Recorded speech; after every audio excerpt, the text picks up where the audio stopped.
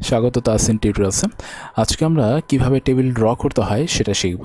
তো এই ড্র করার জন্য আমরা ট্যাবে চলে যাব, ইনসার্ট ট্যাবে গিয়ে এই যে এখানে ড্র টেবিলের পর এই যে এখানে একটা পেনের মতো একটা অ্যারোটা, আমাদের যেই মাউসের কার্সরটা সেটা পেনের মতো হয়ে গেছে। তো আমরা এই যে এখানে ড্র করে দিচ্ছি। ওকে, এটা যখন মাউসের লেফট বাটন চেপে ধরে যখন আমরা এরকম ড্র্যাগ করব তখন অটোমেটিক ও এরকম বক্স করে নিচ্ছে। ওকে, এখন আমরা চাচ্ছি এখানে কলাম করব 5টা। তো এই যে একটা দিলাম, 1টা 2টা 3টা এবং 4টা 5টা। অপর দিকে আমরা যদি রো চাচ্ছি, রো করি কয়েকটা, এই যে 1টা 2টা, হ্যাঁ, এভাবে রো করা যেতে পারে, এভাবে রোটাও আঁকা যেতে পারে।